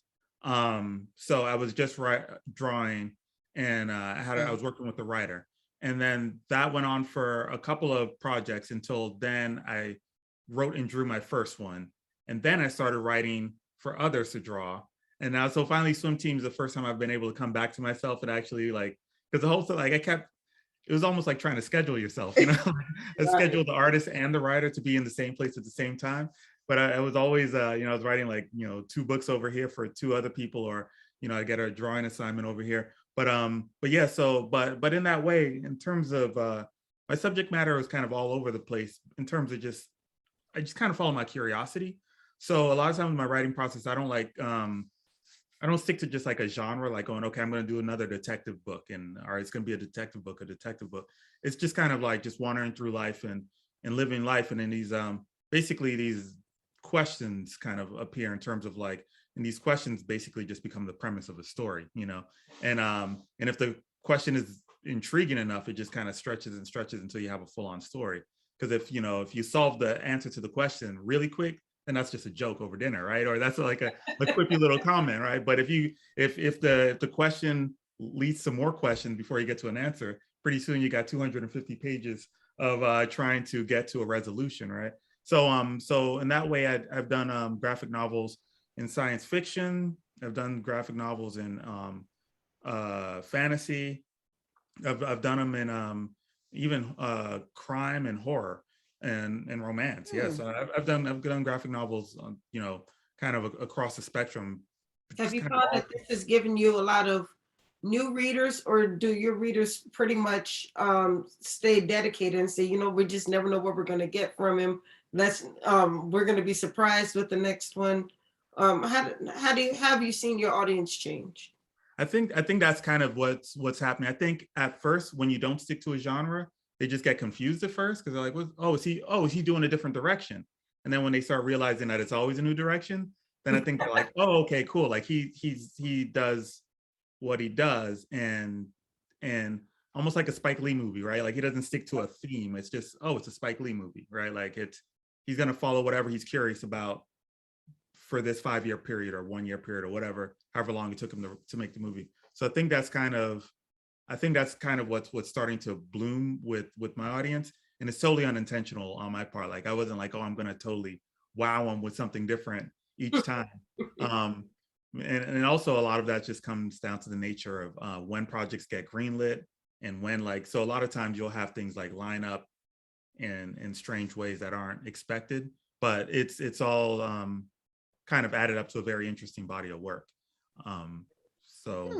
But I'm gonna stay in the young readers area for the next. I'm doing 3 books with HarperCollins, and I really like doing the young reader stuff, because with adult comics, you know, there's usually the apex of the conflict usually comes in a fight or something like that, and I don't know if that's the best message for the world and for a young reader. So it's really nice with young reader type content, because you don't want to go there. So it has to be more problem. You have to actually solve this problem, you know, which is a really great challenge as a author, a fun challenge, and I think it makes the work better, and I think it makes the experience of working on the work better. Wow. I was going to ask about that. I like that you kind of in a way keep your audience guessing. Yeah, you know, like hopefully whatever I'm interested in or curious about, they'll be curious about too. Like it's almost like a presentation of like, hey, this is kind of what I'm interested in right now. And we go like, oh, okay, that's interesting. Like, or I hadn't thought about that, or oh, I was just thinking about that. That's interesting. Let's go down. Let's see what Johnnie thinks about that, you know. So what's the age range for Swim Team? Swim Team is The target age. The target age is, I know it's like between 3rd and 7th grade. I'm always fuzzy with it. It's like 9 and 12. Okay. Yeah. Well, 3rd grade would be 8, depending. Sorry. Yeah, like 8 and 12. I think somewhere between 8 and 12. Okay. And it looks like, how do you draw from freehand, or it's all digitized? Is it all on the computer? Yeah, so Swim Team is the first one that I've done 100% drawing digitally. I used to draw like on paper and with like ink brushes and stuff, and scan it in and like and yeah, do it the old fashioned way. I love it. I love the experience of it. I love that when you make a mistake, like it's there. You can't like command Fix it. you know what I mean? Like you have to like work around it, which is kind of fun. But with the iPad Pro and like the new technology on that, it's made the drawing experience really close to the like paper. Not 100%, paper still better, but it was close enough where I thought like, well, let me try and move my process digitally this way, and then I can, like, my workstation, instead of being this giant, desk with this giant room that I have to have, it's basically just an iPad, a MacBook, and a tablet for note, which I thought was pretty exciting to try that method and see if I can move my process along with the advances in technology. And I'm going to do the next one that way too, because it's worked out pretty good. That's great. As the technology advances, things always become smaller and faster. So, back in the old days, before there were desktops, there would be a whole room full of computers. And I took Fortran in college, and we had to do this, design the program on paper. Then we had to punch some cards. Then we had to turn our cards into the computer room, and then they would run the program. So, now your phone has more power than those, the whole room that used to be. I think It's amazing how technology, I don't know what's going to happen like in another 10 years, or we just think something and then it'll be on the iPad. Like you won't even have to, you won't have to speak it or type it. You just think it and then it appears. Mary Evans wants to know what program you use on the iPad Pro. Sure. I use a program called Clip Studio, which is really intuitive for comic book making. I know a lot of people use Procreate and that sort of thing, but for comic books, Clip Studio is pretty much the only one I use for making comics on iPad Pro. And Clips, Mary Evans was the person who won the advanced reading copy of Swim Team. So I hope you enjoy it, Mary Evans. she teaches. So it was right up her alley for that. So let everybody know how they can get your book, Swim Team, or any of your books, and if you're on social media, how they connect with you. Sure. You can get Swim Team, and Swim Team definitely at your favorite independent bookstore. It looks like a hardcover. Is it a hardcover? Yeah, we got hard. It comes in hardcover, and there's also paperback. It came out in both. It came out in both formats, which is cool. But I like the hardcover because we got that extra case on the inside with cool art. Right. Oh wow, yeah, that's really beautiful. Yeah, I like the yellow. But yeah, you get it at your bookstore. When in doubt, you can always get it at online. You get it at the Harper website, on Amazon. And a lot of my other books you can definitely get digitally and on through Amazon, rather, not digitally, and also digitally. So you can find my stuff all over the place. Especially if you're down at your bookstore and you just ask them for it, they can always order stuff in if it's not on the shelf. And online, I'm on Instagram at Johnnie Xmas, all one word. I'm on Twitter at JXmas, and on Facebook, Johnnie Christmas. But if you Google me, I'm easy to find. And of course, my website, johnnychristmas.com. Got a lot of info about Swim Team and some of the other stuff I've worked on. Well, we'll go ahead and put your website back in the chat. It's in there, but there's been a lot of comments. Oh, yeah. I think you triggered a lot of people's memories on learning to swim, or maybe why they didn't learn to swim growing up. Yeah, it's been an experience I've had with working on Swim Team. When people would ask me about it, I would tell them about my story and Bree's story, and almost every time people would tell me it was their story too, or they knew someone that had a situation like that. And that's when I realized that I really should follow through on making this book, because it wasn't just about me. Because when you're a kid, you just think it's you, but it's a lot bigger. So much bigger in our community. Well, thank you very much for being a part of the show tonight. We really enjoyed the conversation. I think I'm gonna have to go sign up for some swim classes now. Gotta do it. Thanks so much for having me. I really appreciate it. Thanks so much. Thank you and you have a good night. Thank you so All much. right. Take care. Okay. Bye. Well, Rhonda, the closest I'm going to get to swimming is watching you as you do a video of you swimming. That's close I'm going to get. So anyway.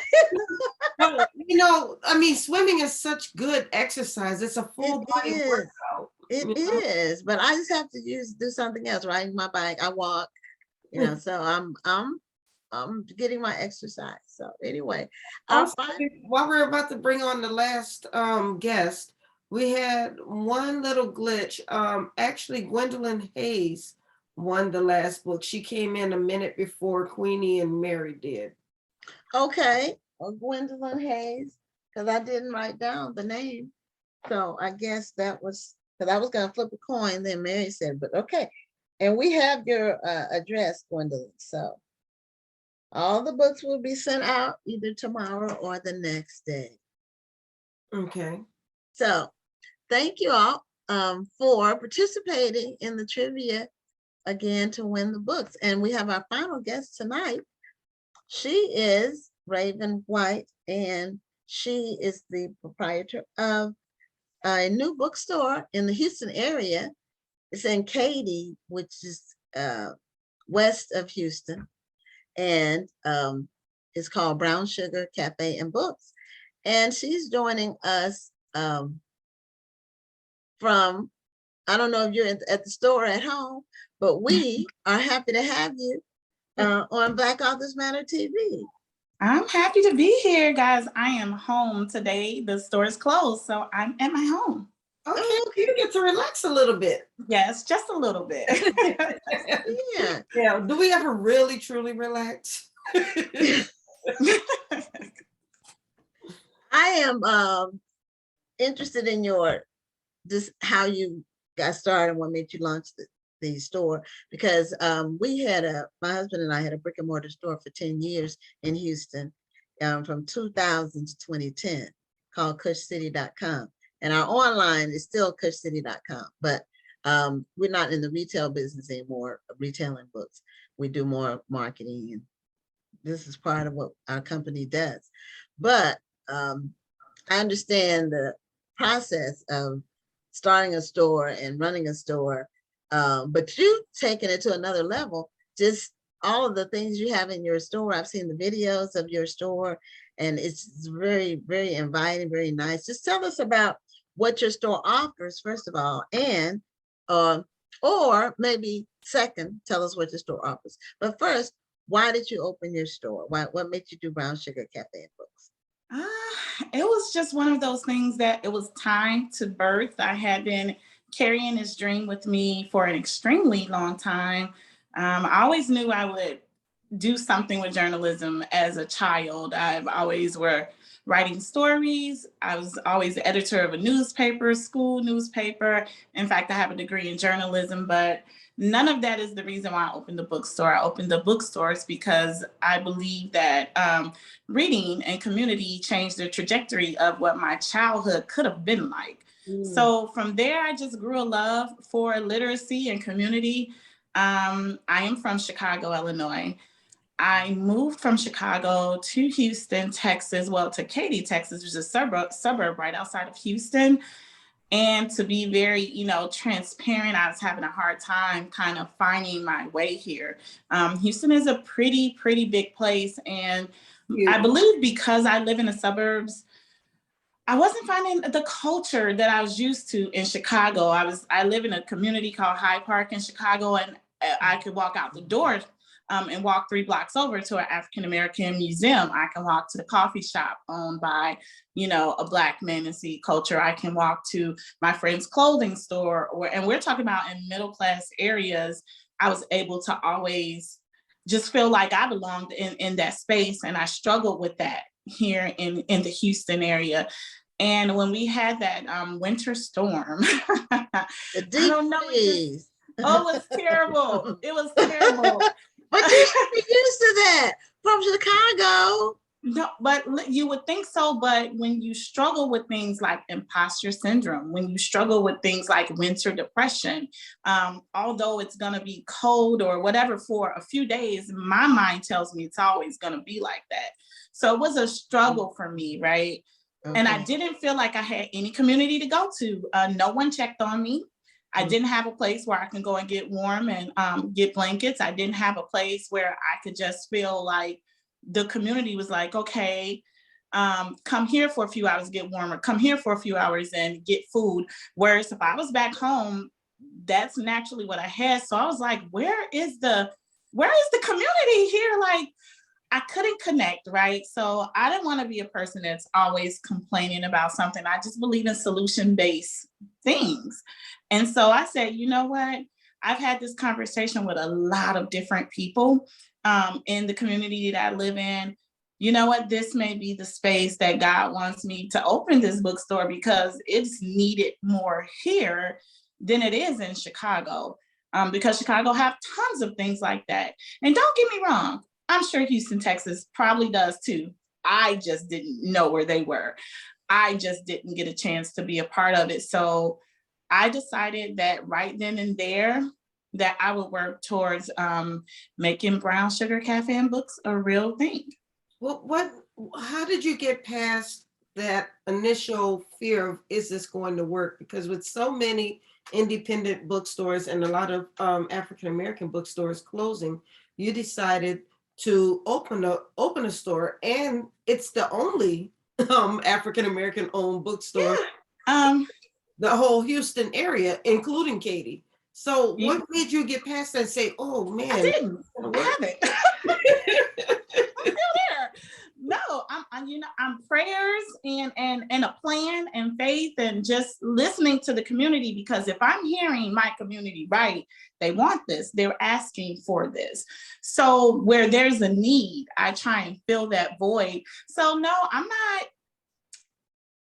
Every day it's a journey with the bookstore. I'll say that. Every day I'm praying that I continue to get the type of support that we opened up with and the type of love that we opened up with. So we're constantly running campaigns to let people, remind people, hey, we're here. And if you want us to stay here, this is the type of support you can do with us. But, being very transparent, we did open up right in the middle of a pandemic. We opened up in a community that is not predominantly Black at all, but it is a lot of African Americans there. We do have one other bookstore, and it's in the 3rd Ward. It's on the whole other side of town. It's Kendra Stories, and I just want to give her a shout out because it's enough room, for all of us. And if I could have it my way, we would have a Black bookstore on every corner, But just to answer that question, it is an everyday battle, waking up, playing the Carters' Boss. They got a song called Boss. I have to wake up every day and play that song and remind myself not to boast or brag, but that in order to be a boss, there are certain things that you have to be prepared for.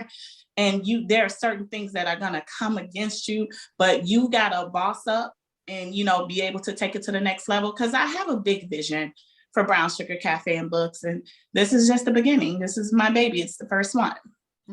Yeah, I think the Kendra's bookstore is new and is brand new. When we had our store, there were like 5 or 6 different bookstores in Houston, because Houston's so big, like you said. I'm not from here, and when I moved here, I experienced the same thing you did, because it's so spread out.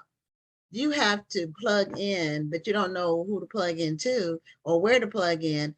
A lot of times you plug in through work or church, or if you're in a sorority or some kind of organization, you can plug in there. You eventually find your way, but it takes a minute because it's just so spread out. It's, I tell people you can drive for an hour and go from one side of Houston to the other and still be in Houston. Drive for hours, still haven't gotten anywhere. But now, were you shocked when on your first day you open and you see the line all the way down the street? Were you like, where do all these people come from? I know. Let me tell you something. I was so in the moment on that day that I didn't know that was happening until someone brought me a drone footage of everyone wrapped around the building. I'm like, whose store is this? Like, is this my store? I still shocked, you know, to this day. I really, man, that day was amazing. The community came, people came from Pearland, people came from Atascocita, from Humboldt, they came from Missouri City. They came all over to support. Our very first person that came through the door on our first day of opening was in from New York. They're like, hey, I'm visiting from New York. I am blown away every day. Every day someone walks in and they all do the same thing. If you're a first-time visitor, they all do the same thing. They literally stop at the doorstep and gasp. And I'm like, I need a compilation of this. Of the gas. Because yeah, you should. And put it on TikTok. I need an assistant. If you guys are watching this, I need an assistant to come help me with that TikTok. But that's my glory. That moment right there, when people walk in the door and listen, our ambiance, a lot of people say, I wouldn't know you from the Midwest because you ain't here burning incense. You got condos going. You got Frankie Beverly and Mays playing on the overhead, Shaka Khan. Oh, yeah. But you know what? And you have a stage too. I've seen the video. Rashonda Tate Billingsley posted a video when she came and she did like a panoramic view of the whole store. No, I just love her. I see somebody else do one too with the stage and everything. And so I said, well, we need to get her on the show because we have bookstore owners from all over the country come on. So we had to have, since I'm in Houston, we had to have the Houston bookstore on. Well, so I love it. Excited. I haven't had a chance to visit your store yet. It is on my list of things to do. I'm a little bit, like you were talking about Missouri City, and Houston's big, and then the suburbs make it even bigger. So Missouri City is probably an hour or more from where you are.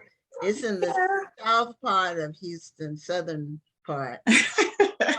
It's gonna be worth the ride. It is worth it. It is worth it. It definitely is. I live in Northwest Houston, so I live near FM 1960. So now, how long have you been in Houston? How long have you been in Katy? Oh, it's only been in Katy. I have been off and on for about 10 years. I actually moved back to Chicago 3 times within 10 years. But that's being disobedient. You know how God is like, listen, child, I picked you up and put you there. And I'm like, no, I don't want to be here. I'm going back home to Chicago. And he picked me up and put me back there. And I'm like, Lord, why do you keep placing me in this space that I don't feel like I belong? And it really didn't make sense until the bookstore came. And I said, Lord, this is not for me. That's when I realized that this is me doing the work for him. This is what I'm supposed to bring that to this community, because I couldn't figure it out. I'm just like, Katie, like, Lord, it's not mixed. I'm a city girl. I'm a Chicago South Side girl. Like, why do you have me in Katy, Texas? But Katy is dope in its own right. Well, my nephew and his wife live in Katy, and we're supposed to be going to his place for Thanksgiving. So I am going to have to drop by this fabulous store. Please do. And look, Rashonda Tate Billingsley, she really warmed my heart. She told me she had been across the country in hundreds of bookstores, and mine was the most beautiful that she had ever been in. I just saw a picture on Instagram. She's absolutely right. It's gorgeous in there. It's really a gorgeous place. You have those nice floors, and it's not cluttered. It's not like it's well spaced out. It's well spaced, and you have I'm assuming you have events since you have a stage. Absolutely. So the stage is there. Going on at the store. Okay, let me tell you this. So it's so funny. We're having cafe in the name. We throw a lot of people off. We've had guys pull up and say, hey, I want to order like some collard greens and chicken wings. Like, people are so confused. We're so confused. Who we were. And it's people of other races. They always pull up and like ask for some really wild, I guess, Black people stuff, and because of the name. And it's so funny to me. And I'm like, no, we're actually like a 90% bookstore, 10% cafe. I brought the cafe in for business purposes. I am a businesswoman. I own a tax franchise. So I'm always thinking about accounting and how to make money. And it's not the most lucrative business in the world to make 40% off of a $15 book, if I'm being very transparent. So I have to find ways, to connect with colleges and universities and schools and have them to get their books from me and host events. So I wanted to monetize the space so that we can afford to be in the community, but I wanted it to be able to pay for itself. So the blend of community, definitely, I always tap back into 14-year-old Raven, and what changed my life, of course, was books. I Know Why the Cage Birds Sing by Maya Angelou was the first book that I ever read.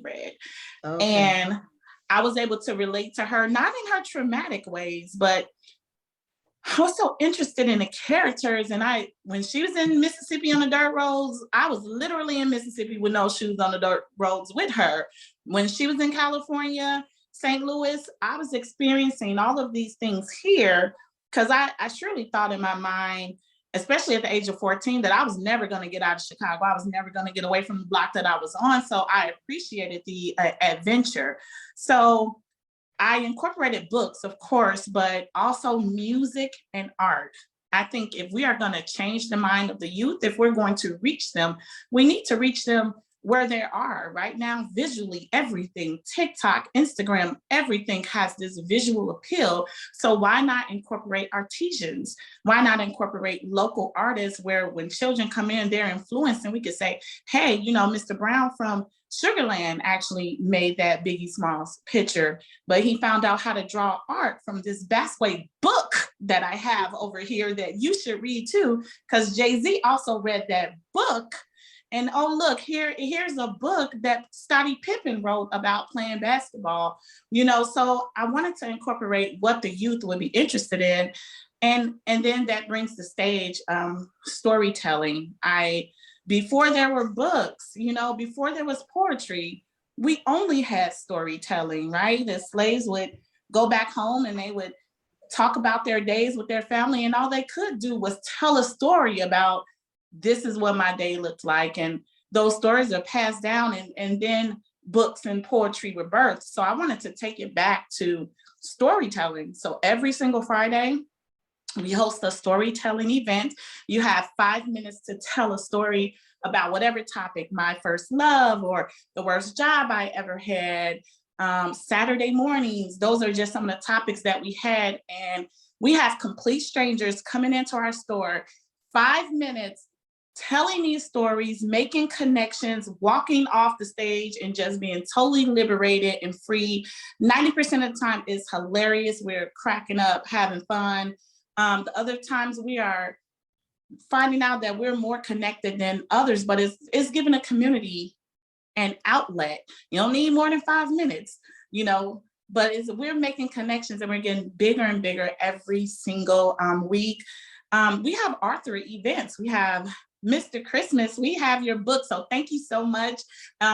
Congratulations on Swim Team. We carry that book. It does very well in our store. We are right across the street from a middle school. So we're always recommending his book.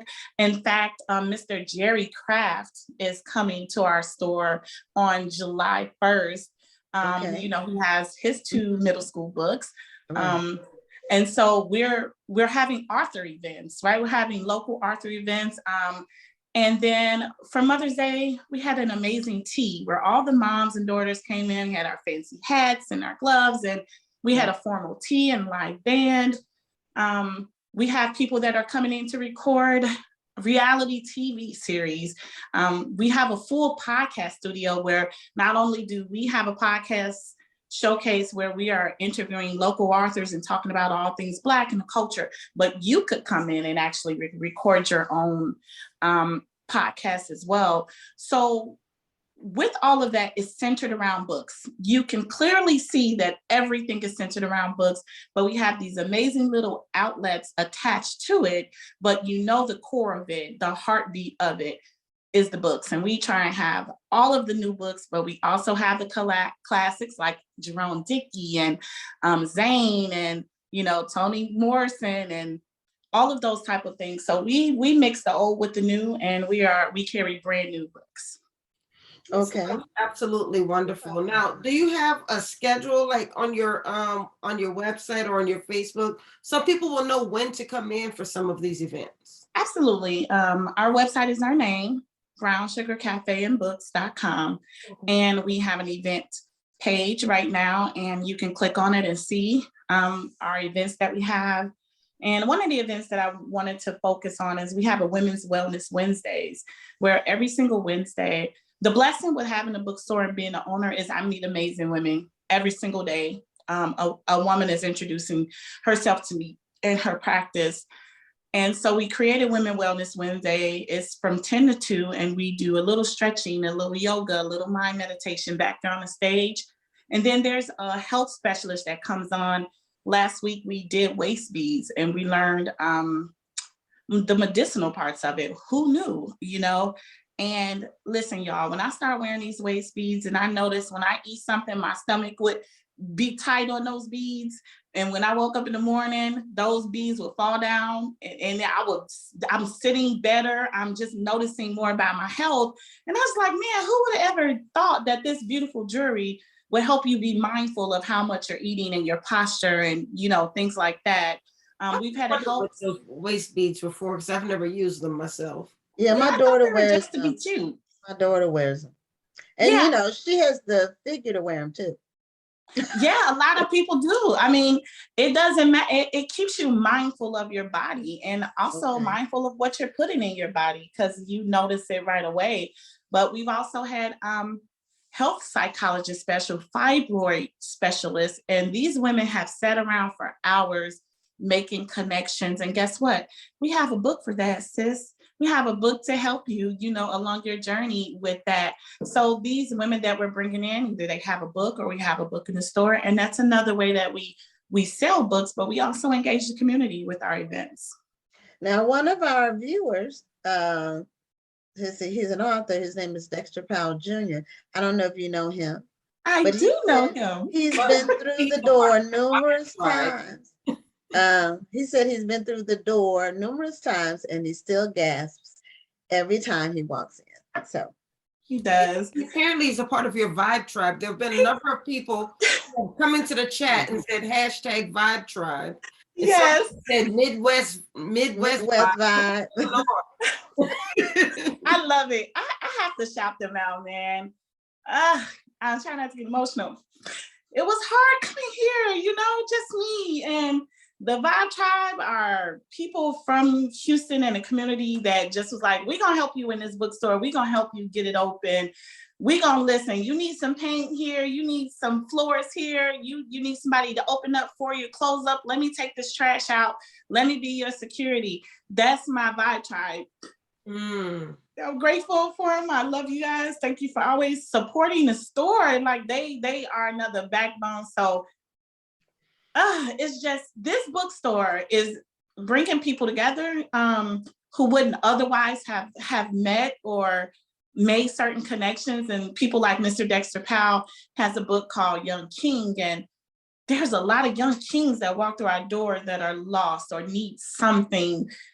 To be able to have the author there to discuss his book and to encourage a young man in a way that he does, I'm grateful to be able to have the Vibe Tribe. The beautiful paint that you've seen like on my podcast and my cafe, the Vibe Tribe, came and did that.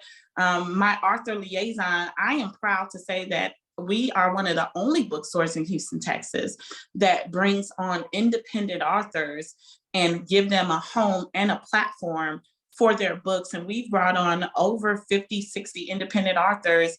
And thanks again to Dr. P.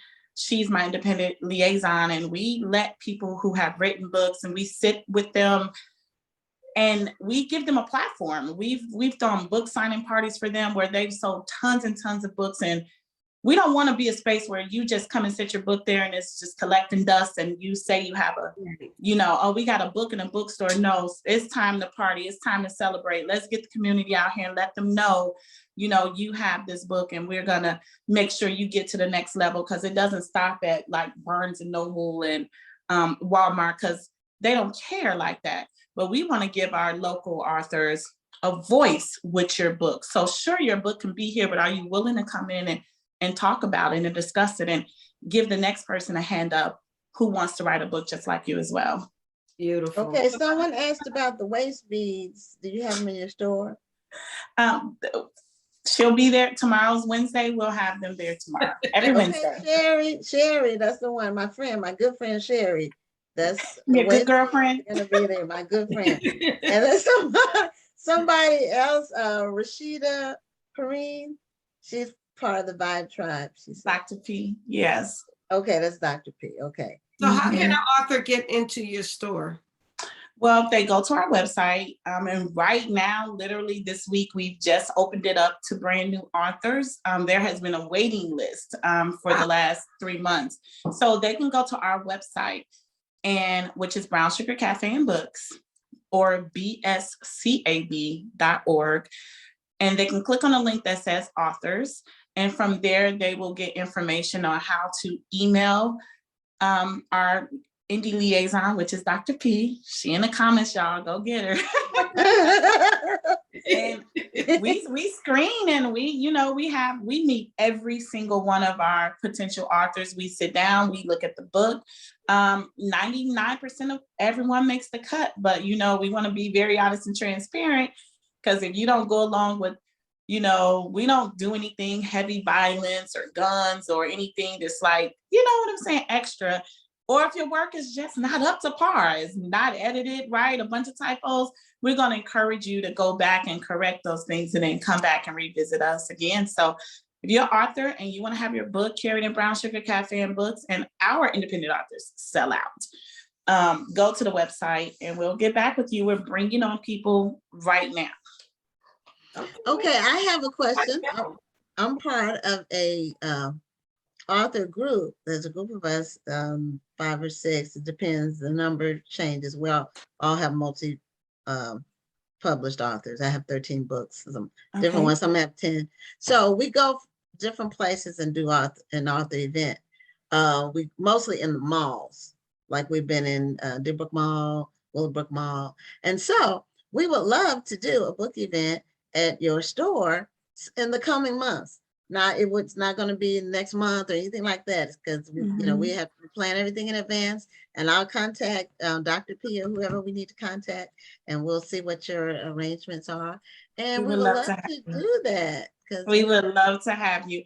Our book clubs, they turn into children when they get into that private room upstairs. You wouldn't believe all of those grown women are going on like that. It is something about our upstairs area that when we have these book club meetings, these women get wild. Okay.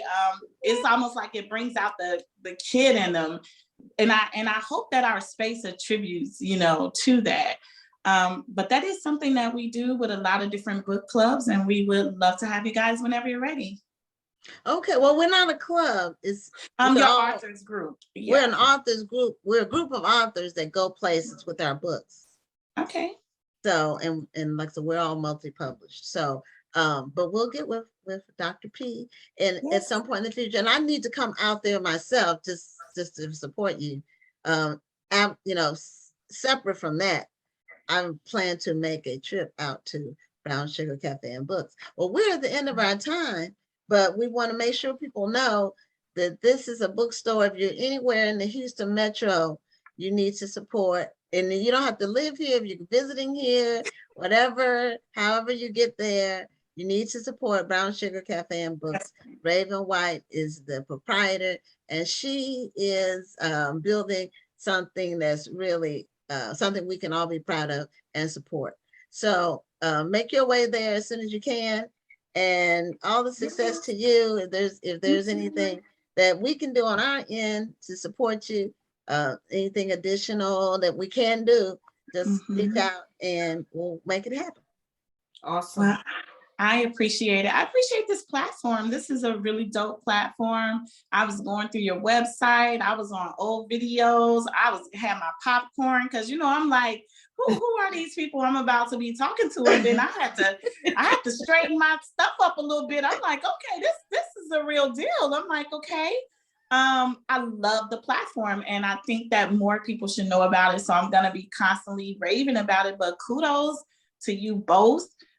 Thank you for giving authors and places with Black culture a place to be seen and heard. It really does matter. So I appreciate you guys.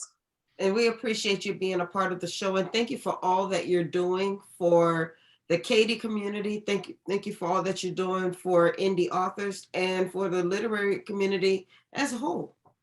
Thank you. It's my pleasure. You guys make sure y'all following me at Brown Sugar everywhere, okay? I love the fact that I'm so Googleable. So if you just don't know where to find me, just put it in Google. Y'all gonna see all them 5 stars up there. Y'all gonna see Facebook and Instagram. And I want to before we jump off, the Vibe Tribe is super important. Also, my daughter-in-law Tatiana, she runs the cafe area for me as a barista. Guys, it's been hard finding a Black barista or even a brown barista. But hey, I just have to throw that out there. But these are the people that make this space go around. And the way that you guys can help me is to just keep telling people about the space. That's more than enough help and support. Thank you guys again for allowing me to be on your platform. Awesome. Okay, well, thank you and continued success with Brown Sugar Cafe and Books. Thank you. Bye, guys. Bye. Okay. Well, that's it for this week. We have another jam-packed show next week, but I'll let you all wait and see the promo flyer that we'll put up in a day or so about our guest lineup. We love you all for supporting the show, and thank you all for supporting the authors and other entities that are on the show. And that's all for tonight. I'm Gwen Richardson signing off. And I'm Dr. Rhonda Lawson. Have a wonderful evening and a blessed week. We'll see you next week.